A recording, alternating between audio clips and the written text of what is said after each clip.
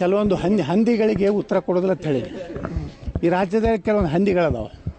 ಹಂದಿಗಳೆಲ್ಲ ಉತ್ತರ ಕೊಟ್ಕೋತ ಹೋದರೆ ನನ್ನ ಸಮಯ ವ್ಯರ್ಥ ಆಗ್ತದೆ. ನೀವು ಅಂಥ ಹಂದಿಗಳ ಬಗ್ಗೆ ಭಾಳ ಹೈಲೈಟ್ ಮಾಡೋಕ್ಕೆ ಹೋಗಬೇಡಿ. ಹಂದಿಗಳು ಏನೇನೋ ಮಾಡಿ ರಾಜಕೀಯಕ್ಕೆ ಬರ್ತಾರೆ. ಈಗ ಎಲ್ಲರಿಗೆ ಫ್ರೀ ಬಸ್ ಪಾಸ್ ಕೊಟ್ಟಾರ,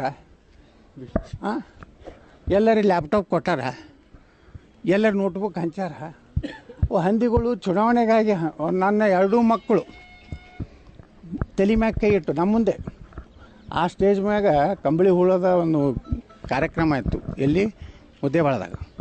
2 ಮಕ್ಕಳ ತಲೆ ಮ್ಯಾಗೆ ಕೈ ಇಟ್ಟು ನಾನು ಎಂದೂ ರಾಜಕಾರಣಕ್ಕೆ ಬರಲಾರ್ದಂತಹ ಪ್ರತಿಜ್ಞೆ ಮಾಡೋದಂಥ ಅಯೋಗ್ಯರ ಬಗ್ಗೆ ನನ್ನ ಮುಂದೆ ಕೇಳಬೇಡಿ.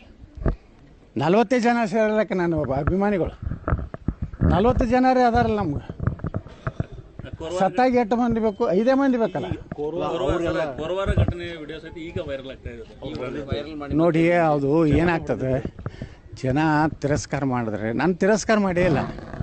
ಸೋತಿರ್ಬೋದು, ಯಾಕೆ ಸೋತೆ ದೇವ್ರ ಪ್ರಿಯಲ್ಲಿ ನನ್ನ ಬಳಿ ದುಡ್ಡಿಲ್ಲ. ಅವಾಗೆಲ್ಲ ಬ್ರೀ ಬಸ್ಸು ನೋಟ್ಬುಕ್ಕು ಆರತಿ ತಟ್ಟೆಯಲ್ಲಿ 500 ರೂಪಾಯಿ. ಅವಾಗ 500 ರೂಪಾಯಿ ಅಂದ್ರೆ ಭಾಳ ದೊಡ್ಡ ಅಮೌಂಟು. ಕೊಟ್ಟ ಮೇಲೆ ಜನರಿಗೆ ಮುಂದೆ ನಮ್ಮನೆ ಎಲ್ಲರೂ ಬಂಗಾರದ ಅರಮನೆ ಕಟ್ಟಿಸಿ ಮುಂಜಾನೆ ಎದ್ಕೊಳ್ಳಿ ರಸಗುಲ್ಲಾನೇ ತಿನ್ನಿಸ್ತಾನಂತ ತಿಳ್ಕೊಂಡಿದ್ರು.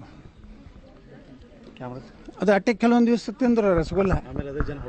ಅವ್ರದೇ ಜನ ಹೊಡೆದ್ರು. ಮುಂದೆ ಮತ್ತೊಂದು ಕಡೆ ಹೋದವು. ಇವನ್ ನಾವಂತರೂ ನೋಡ್ರಿ ಬಿ ಜೆ ಪಿ ಒಳಗಿದ್ದಾಗ BJP ಮಾಡಿ ಈಗ ಯತ್ನಾಳ್ ಸೋಲ್ಸ್ಯಾನ ಅಂದ್ರೆ ಯತ್ನಾಳ್ ಶಕ್ತಿ ಐತೆ ಅಂದಾಗತ್ಲ ಬಿಜಾಪುರ್ನಾಗ.